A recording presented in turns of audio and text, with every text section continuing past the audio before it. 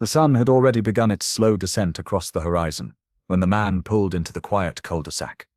His vehicle, polished to a mirror-like shine, reflected the last embers of daylight. He stepped out with an aura of calm confidence, his attire crisp and immaculate, a direct reflection of his discipline and success. Each detail, the pressed suit, the well-fitted tie, the polished shoes, spoke volumes about the diligence that shaped his daily routine. This was not a man unfamiliar with responsibility, nor was he someone who had stumbled into luxury by chance.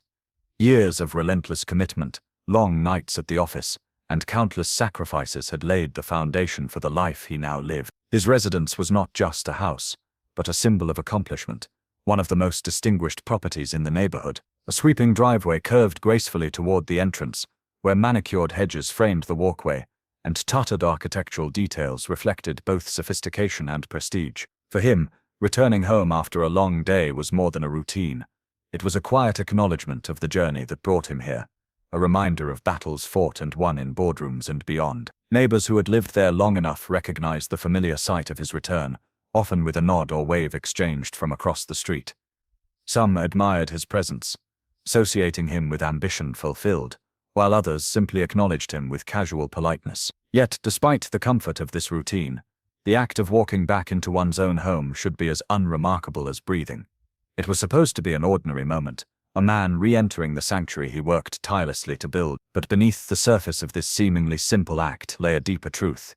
For him, stepping into his own driveway carried an unspoken weight. He was acutely aware of how appearances, his skin tone, his car, his attire, could be misinterpreted by those unwilling to look beyond their own prejudices.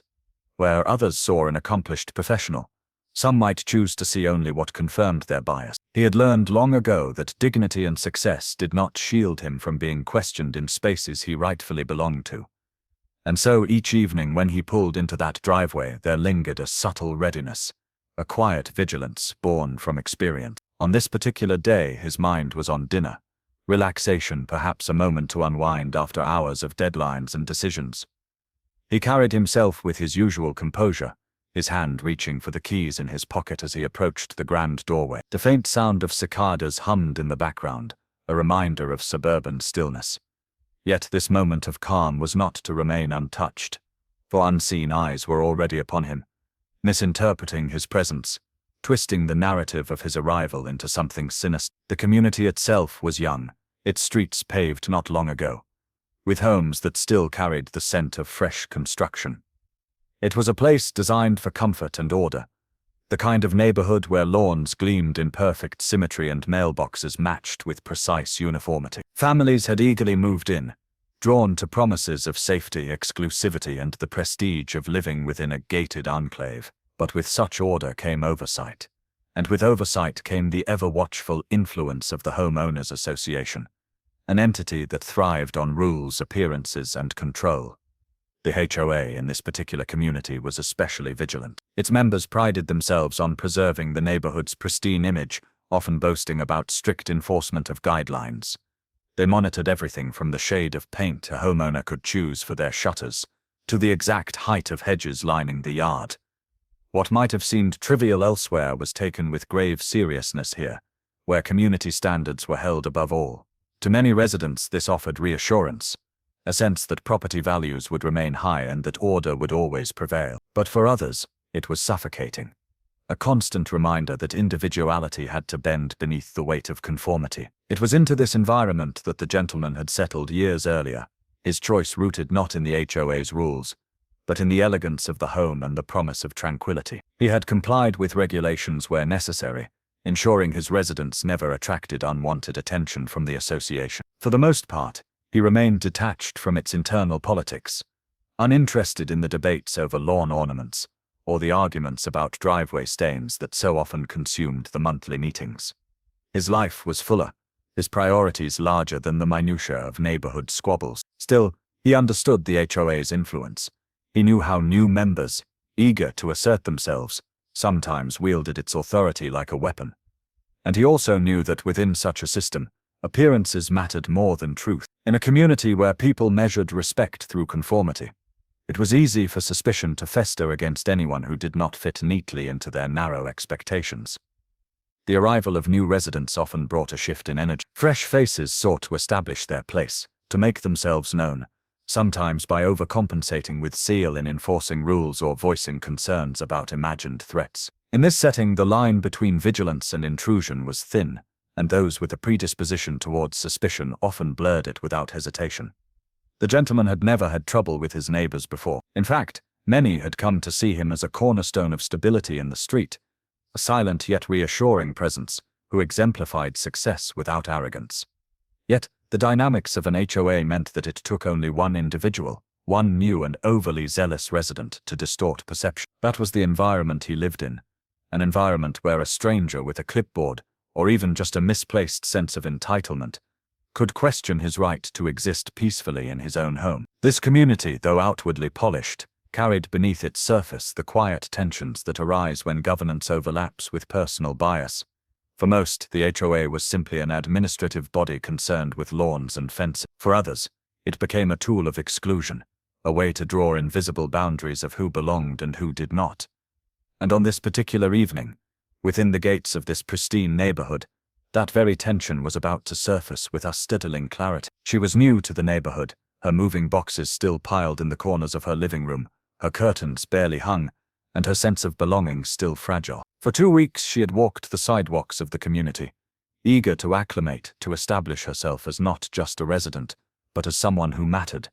She paid close attention to who came and went, who waved when they passed by, and who did not. Her interest was not born of casual curiosity, but of a deep-seated desire to assert herself in this unfamiliar environment. Some might have simply blended in quietly, but she preferred visibility, preferring to anchor herself through watchfulness and judgment. That evening, as she sat by her front window, she noticed the polished car rolling into the cul-de-sac, the man stepping out with measured composure, keys in hand.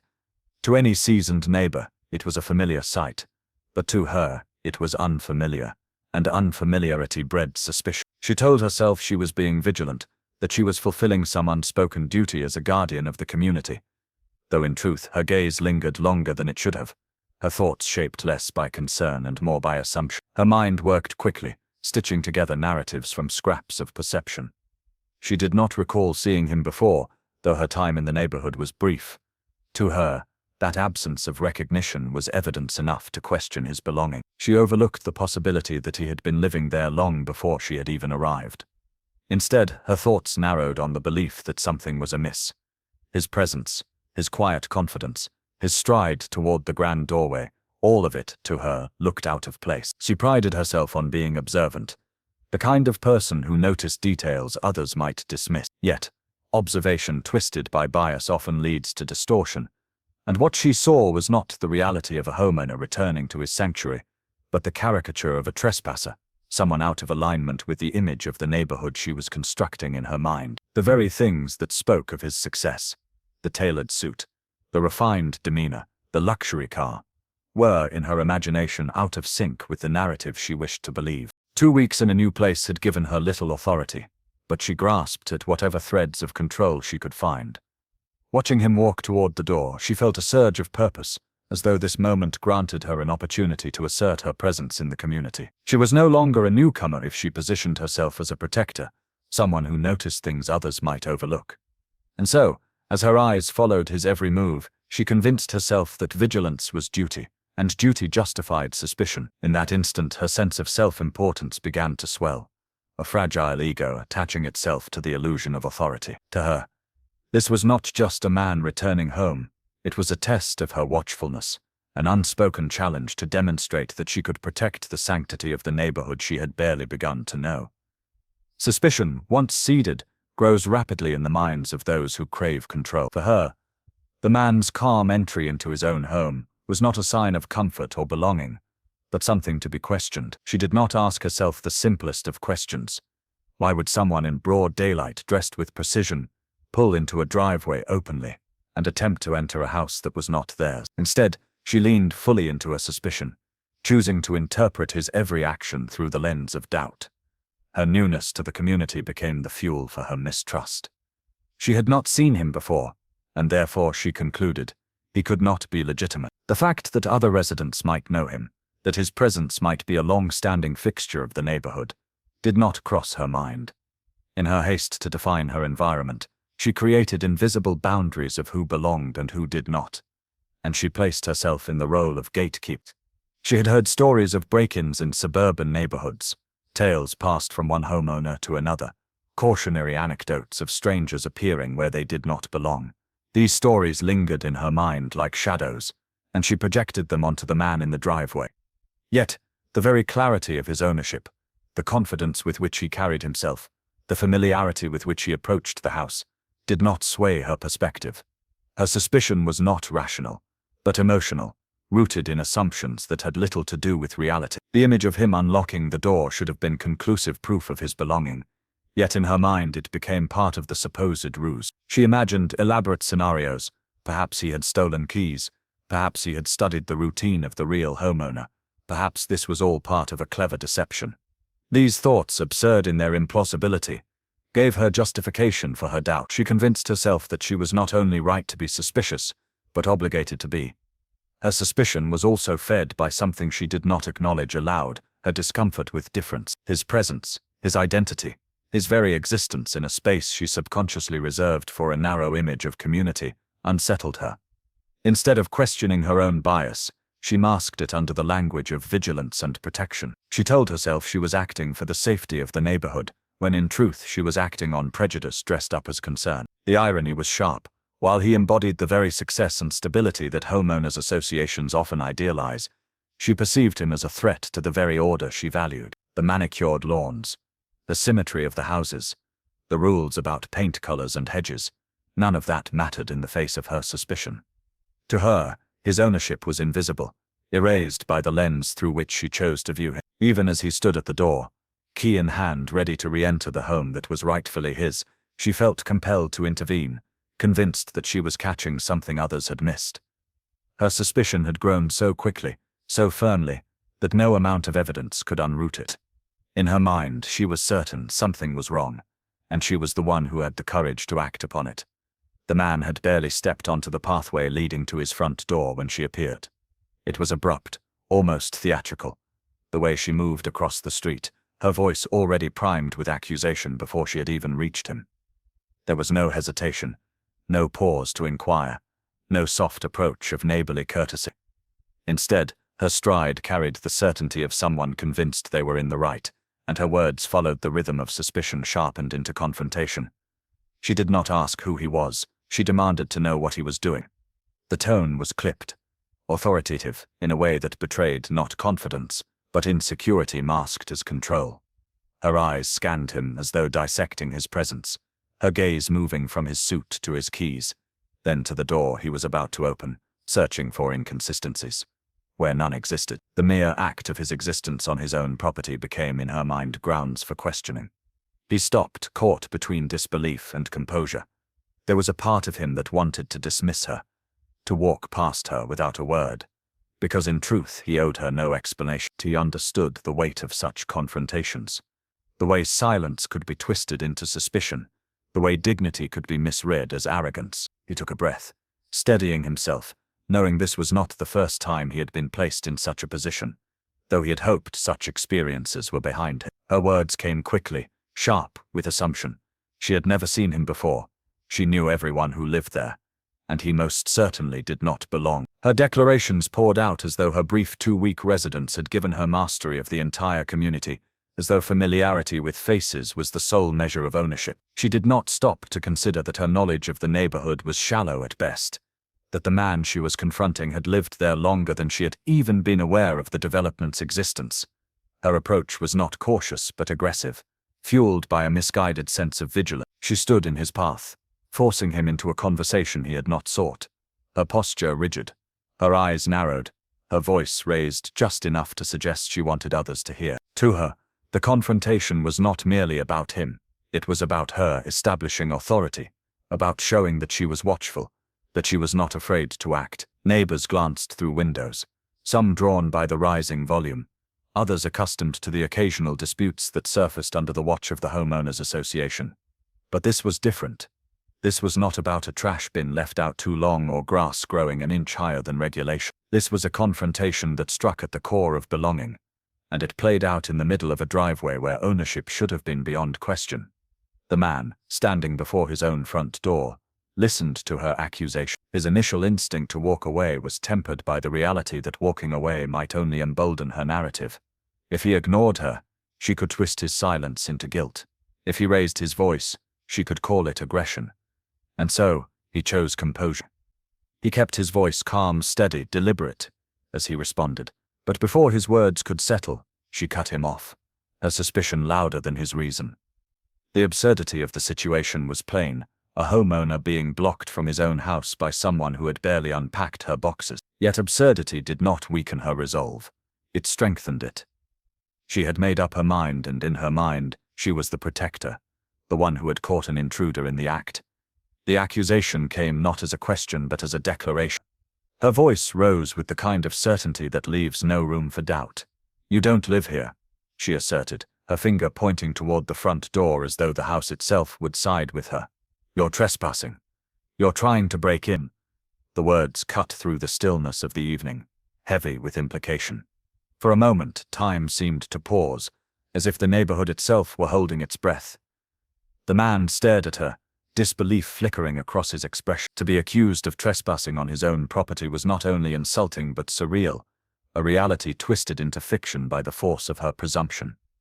Her certainty came from nothing more than assumption. She had not asked his name, had not inquired politely whether he lived. She had not considered that perhaps her own lack of awareness was the problem. Instead, she leapt straight to criminality, painting him in the light of suspicion without evidence, without reason, without fairness. To her, his mere presence was incriminating enough. The man, though seasoned in composure, felt the sting of her words. He knew well the weight of accusations, especially ones born from prejudice. An accusation like trespassing was not benign. It carried consequences.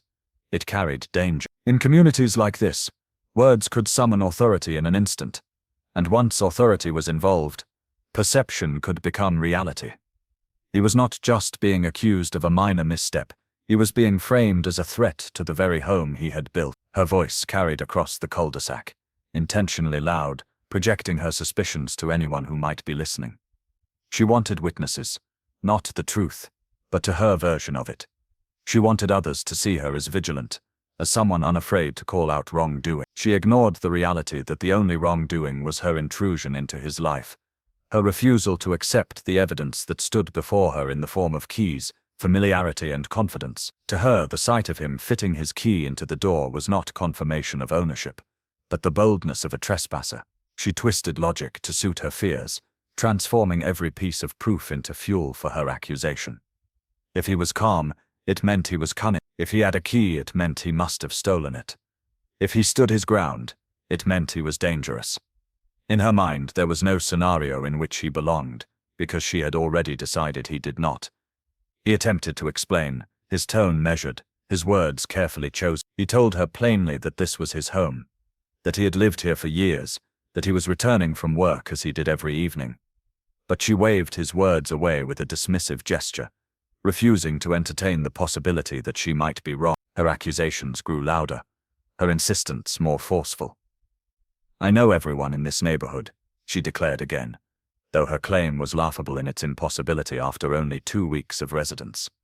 The power of accusation hung heavy in the air. He stood there, dignified yet burdened, aware that her words were not harmless.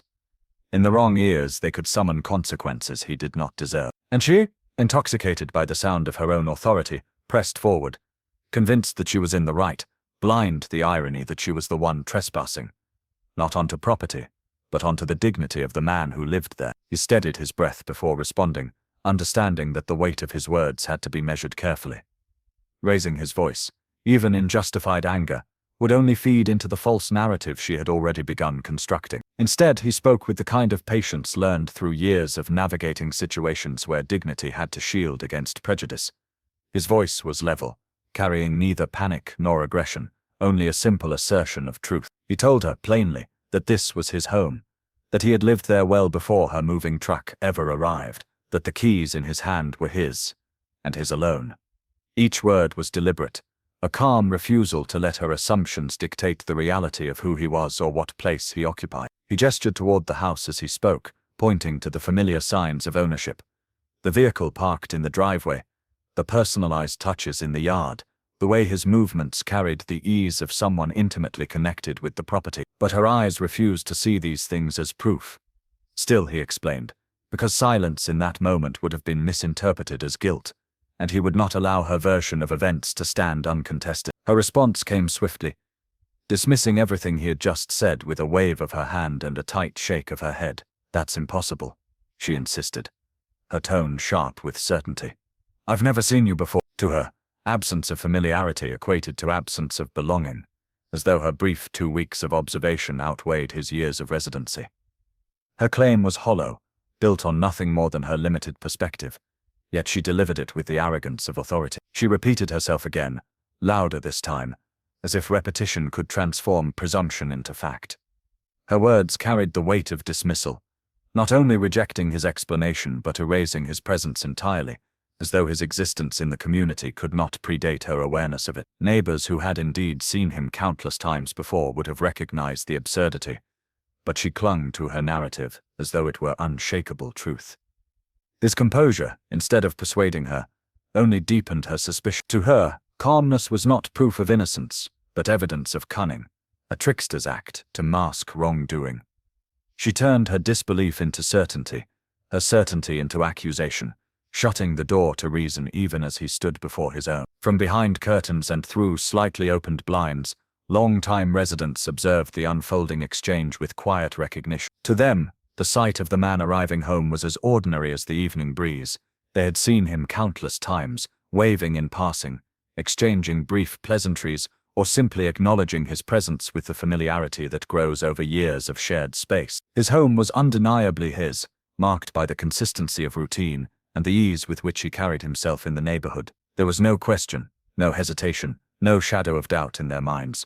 Yet across from them, the newcomer stood firmly in her conviction, cloaking her prejudice in the language of vigilance. She insisted that her interference was not personal, but protective, that her actions were in defense of the community's safety.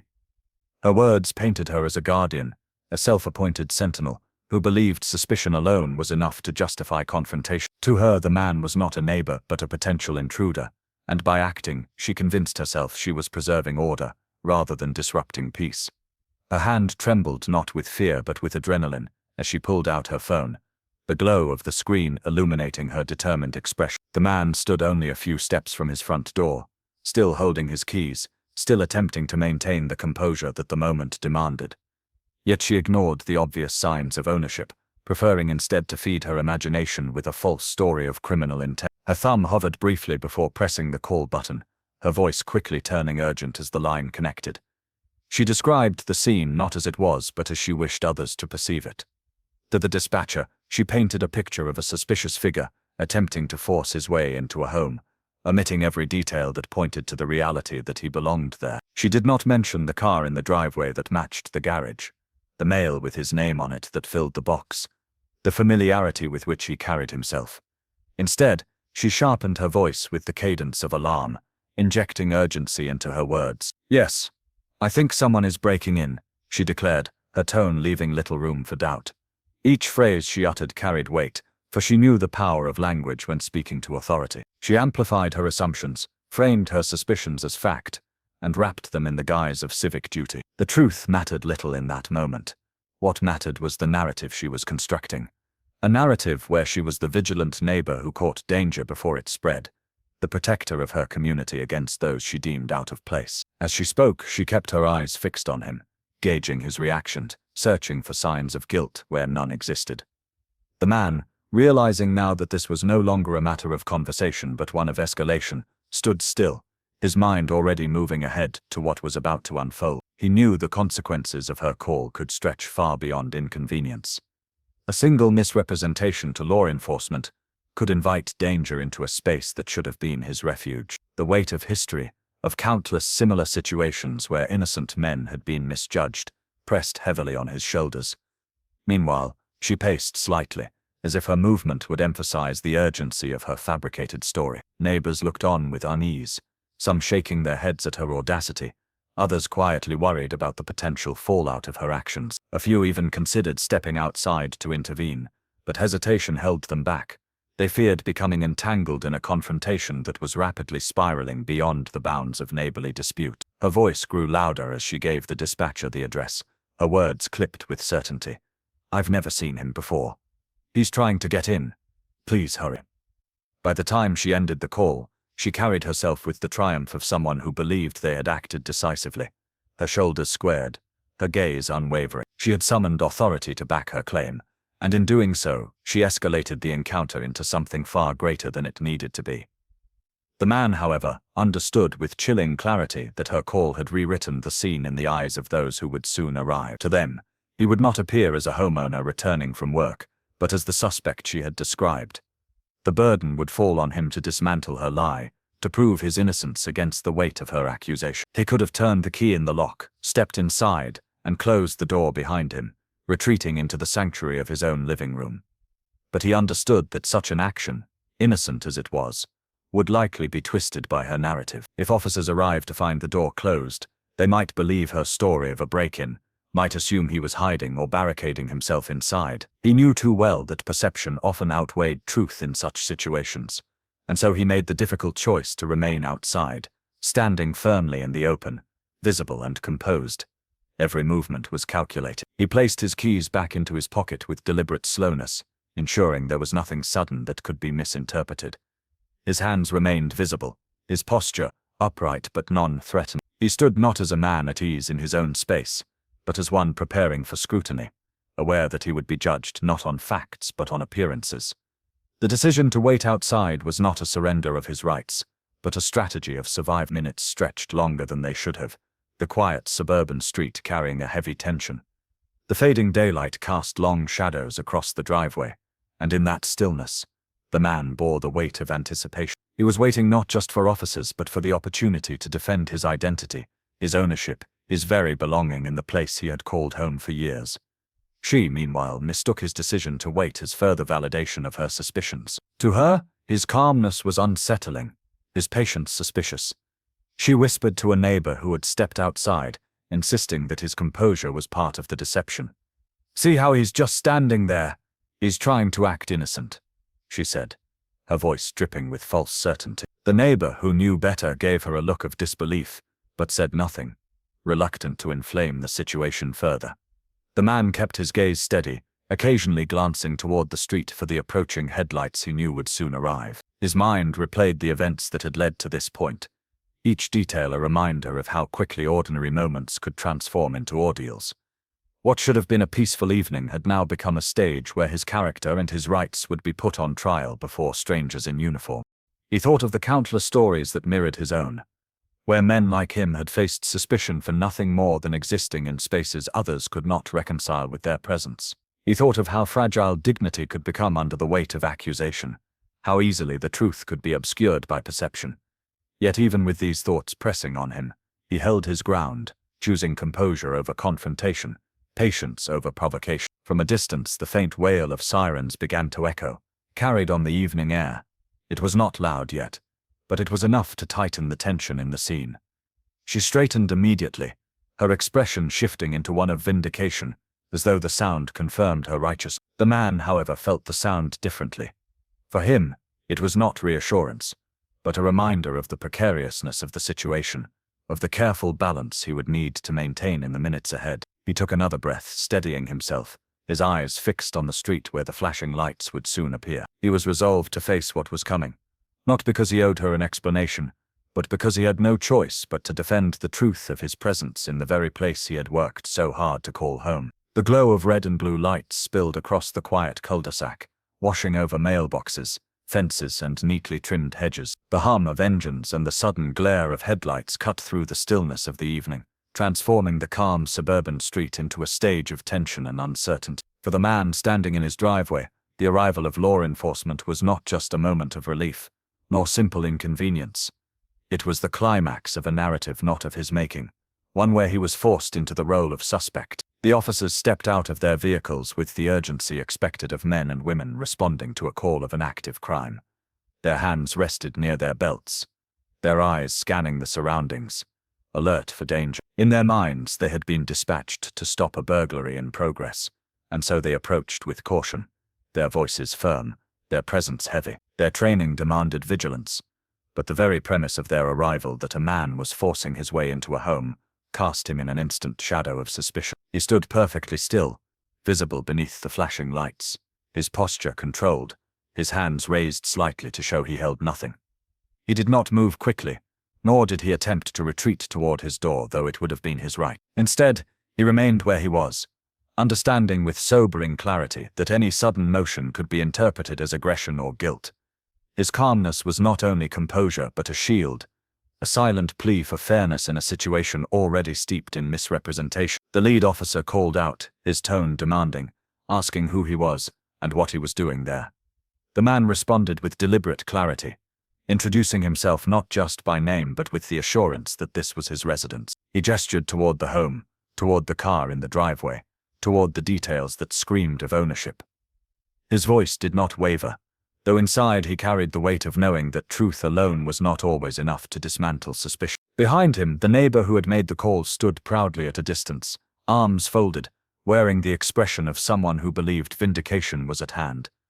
To her, the arrival of officers was confirmation of her importance, proof that her vigilance mattered. She expected to be seen as the vigilant sentinel who caught a criminal in the act. She could not see the absurdity of her stance, could not hear the contradiction in the story she had woven. Other neighbors now gathered at windows and porches, pulled from their evening routines by the commotion. Some whispered to one another, quietly acknowledging the injustice playing out before their eyes. They knew the man, recognized him as a long-time resident, a fixture of the neighborhood, yet few stepped forward immediately, caught in the tension between the authority of officers and the absurdity of the situation.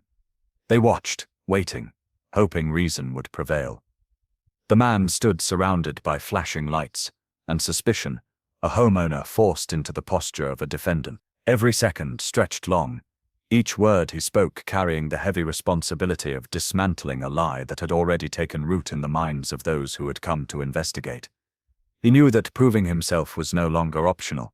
It was survival. When asked for identification, he did not argue, though the request was an insult in itself. An insinuation that his presence in his own driveway required proof. With deliberate care, he reached into his wallet, moving slowly so there would be no room for misinterpretation. He handed over his driver's license, the address printed clearly, matching the very house in front of them. Alongside it, he offered mail addressed to him, documents that bore his name in unmistakable print. The officers examined the evidence, their expressions shifting as reality began to replace assumption. The details aligned perfectly. His ID, his name, the address. There was no contradiction, no sign of forgery, nothing that even remotely suggested criminal intent. The truth was laid before them in black and white, undeniable in its clarity. The man did not stop there. He explained his routine, the hours he kept, the length of time he had lived in the neighborhood. He pointed to neighbors who could attest to his presence, who had greeted him countless times before. His words were not the desperate defense of someone caught in wrongdoing, but the composed explanation of a man who had been wrongly placed in a position of defense at all. The officers listened, their initial sharpness softening as the weight of the truth became impossible to ignore. Their caution shifted to professionalism, their voices lowering, their posture relaxed. It became evident that the suspect before them was not a trespasser, but a homeowner unfairly accused. Still, the sting of the experience lingered, for the fact remained that he had been forced to prove himself in a place where proof should never have been demanded. Behind him, the woman who had made the call fidgeted, her earlier confidence beginning to waver as the evidence unfolded against her narrative. The triumph she had worn on her face gave way to unease, though she tried to mask it with mutterings of doubt. "I've never seen him," she repeated weakly, as though her lack of familiarity could outweigh government-issued identification and undeniable documentation. Her words sounded smaller now, fragile under the weight of facts. The man, however, did not gloat, did not lash out. His composure remained intact, though inside he carried the quiet frustration of someone forced, yet again, to justify their presence in a space they had every right to occupy. He knew that while the officers were now satisfied with his proof, the stain of the accusation would not simply vanish. The experience had been etched into memory, a reminder of how quickly one person's suspicion could summon authority, how easily truth could be overshadowed until it was painstakingly proven. The officers, recognizing the mistake, shifted their attention. They asked the woman to confirm the details of her call, pressing gently but firmly on the lack of evidence she had used to justify it. Their voices carried the tone of professionals attempting to manage embarrassment, to undo the tension that had been created. They acknowledged the man's cooperation, thanked him for his patience, and assured him that the matter was being addressed.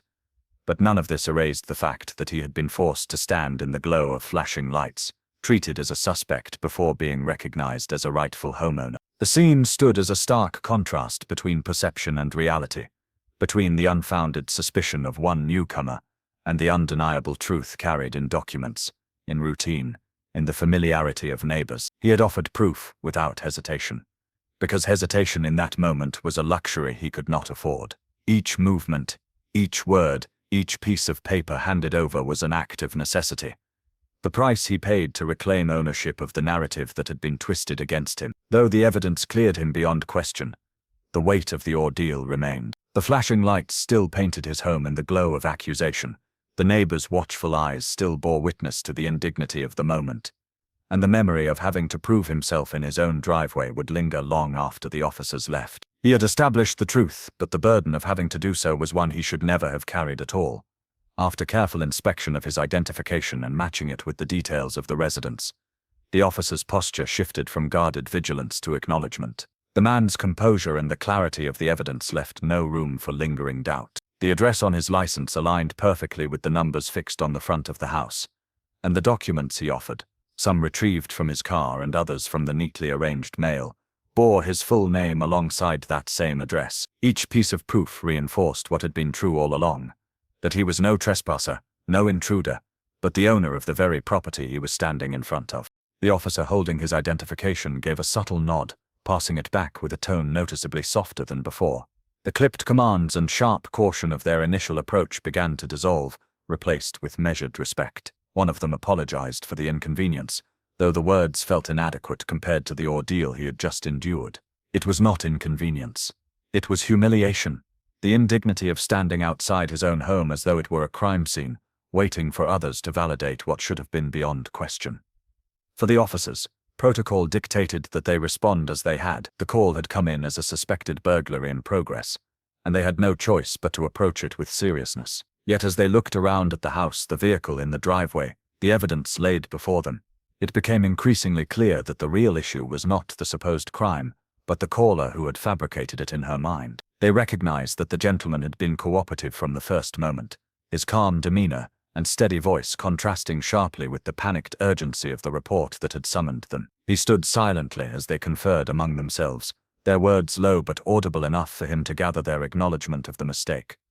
They discussed briefly the lack of any forced entry, the absence of suspicious behavior, and the overwhelming proof of ownership. One officer even gestured toward the woman standing a short distance away, noting under his breath how flimsy her claims appeared in light of the facts. The man could sense their growing irritation, not with him, but with the needless escalation caused by her call. When the officers addressed him again, they did so with a tone that sought to re-establish balance. They thanked him for his cooperation, repeated their confirmation that he was indeed the homeowner, and assured him that the matter would be documented properly. Yet beneath their professionalism lingered the reality that the confirmation, though official, was unnecessary. His legitimacy had never been in doubt to anyone who truly looked, who truly listened. The confirmation from authority was not validation of his identity but simply the closing act in a scene that should never have been staged. As the words left their mouths, he nodded politely, though inside he carried a mix of relief and weariness. The confirmation meant safety for the moment, but it did not erase the tension of having to prove his belonging, of standing under flashing lights while strangers weighed his truth against another's false suspicion. His home, meant to be a sanctuary, had been temporarily transformed into a stage where his dignity was placed on trial.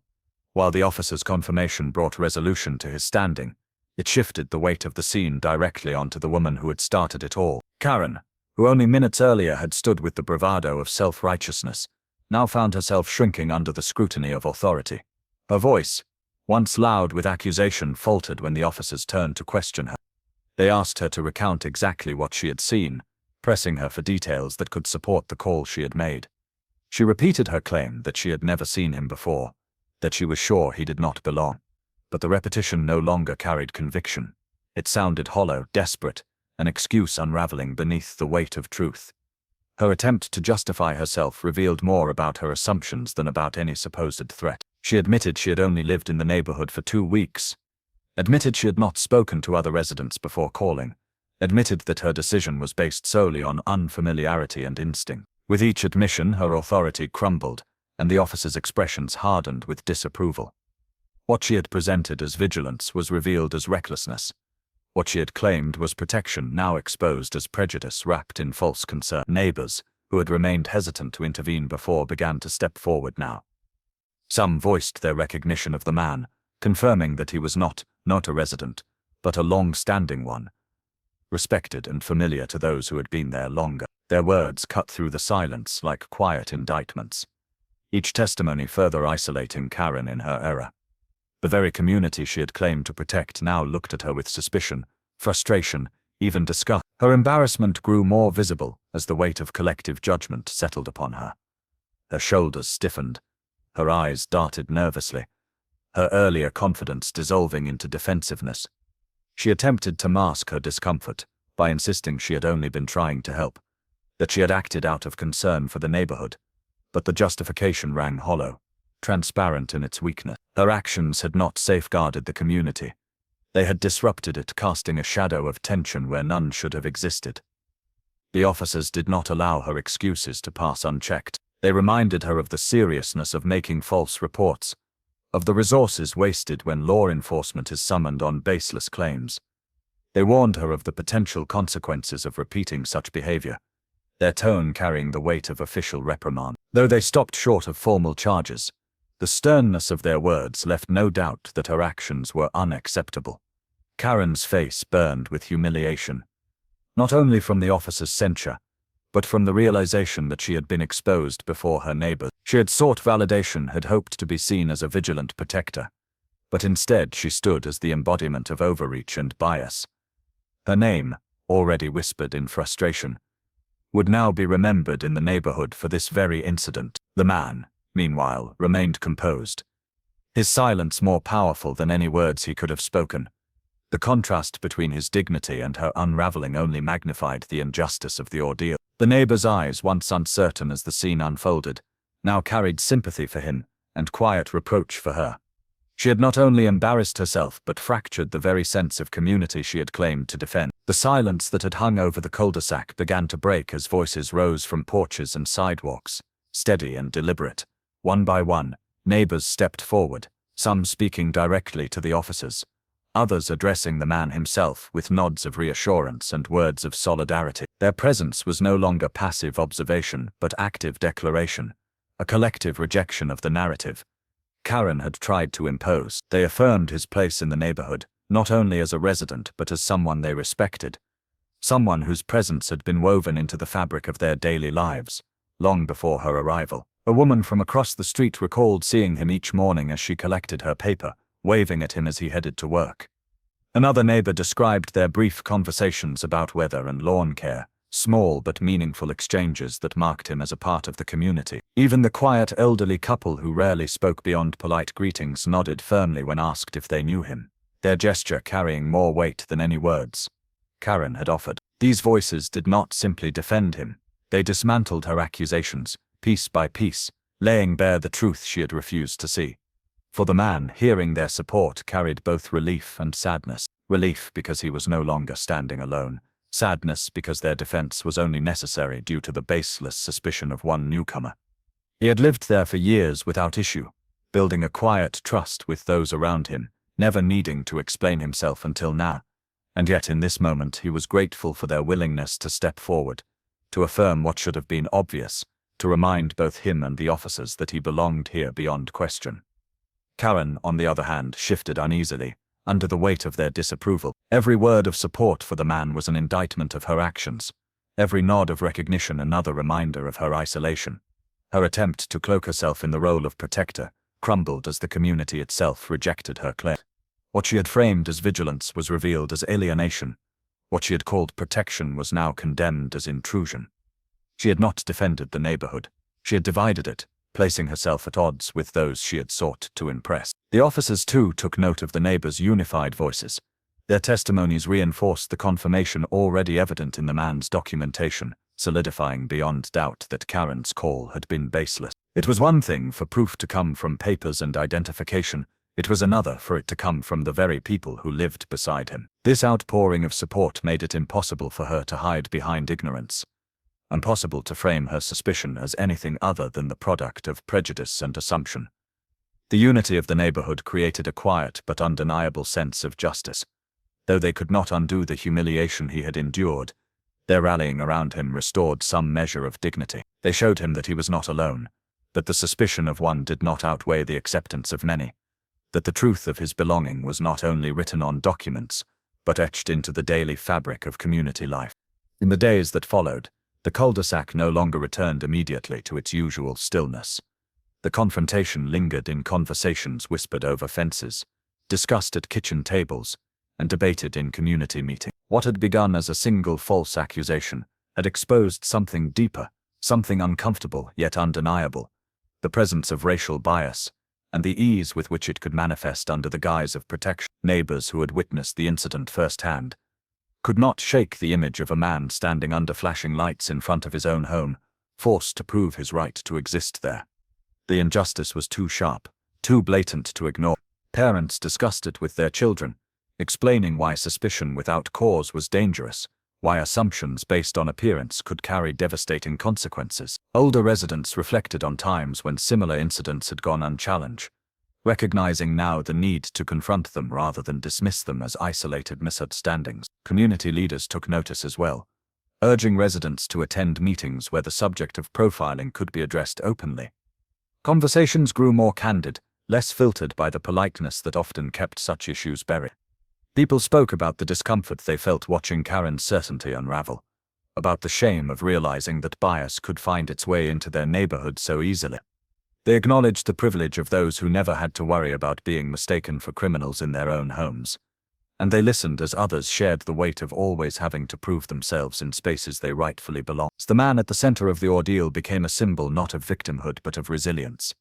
His calm composure throughout the incident was admired, his patience in the face of humiliation respected. Yet he also became a reminder of the cost such patience demanded, of the quiet burden carried by those who endure suspicion not for their actions, but for their appearance. His neighbors, seeing him not just as an individual but as part of a larger reality, began to recognize the importance of addressing these patterns, not just for him but for the community as a whole. Even those who had remained silent during the confrontation found themselves re-examining their hesitation. Why had they waited to speak up?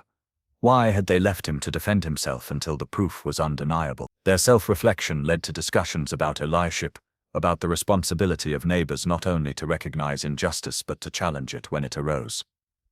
Karen's actions, though condemned, served as a catalyst for change. Her false report and its humiliating consequences revealed the harm of unchecked bias, the danger of acting on suspicion without truth.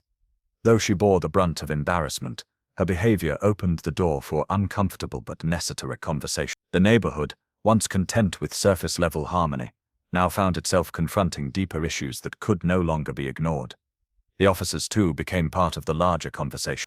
Though they had confirmed the man's rightful residence, their presence had nonetheless amplified the tension. Community members questioned how law enforcement might handle similar situations differently in the future, how protocols could be adjusted to prevent homeowners from being treated as suspects in their own spaces. These discussions were not accusatory but aspirational, aimed at building trust rather than eroding it further.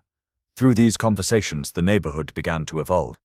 The incident became more than a single night of flashing lights and raised voices. It became a turning point, a catalyst for awareness, a call to confront the biases that lingered quietly beneath the surface. What was once whispered became spoken aloud. What was once ignored became examined with urgency. The man who had stood alone in his driveway was no longer just a target of suspicion. He became the reason his community chose to look inward, to acknowledge its flaws and to begin the slow work of change. Despite the unfairness of the situation, he never raised his voice, never allowed anger to eclipse his dignity. His calm presence in the face of unwarranted suspicion revealed a quiet strength, one that resonated deeply with those watching. Neighbors later remarked on how his patience stood as a powerful contrast to the chaos unfolding around him, making his restraint a source of admiration and respect. The incident did not fade as just another neighborhood dispute, but lingered as a moral lesson. It underscored how easily bias could distort judgment and how essential empathy was in preventing harm. For the community, it became a call to remain aware of prejudice in daily life, and to stand together in challenging it whenever it appears. Stories like this are not just neighborhood dramas, they echo larger issues of perception, privilege, and accountability. The strength of this gentleman standing tall against unfair suspicion is a reminder of resilience in the face of prejudice. What do you think should happen when someone misuses authority to target innocent neighbors? Should there be stricter consequences for false report? Share your thoughts in the comments below. Hit that like button if this story resonated with you, and subscribe to A1 Storyteller for more thought-provoking narratives that reveal the lessons hidden in everyday encounters.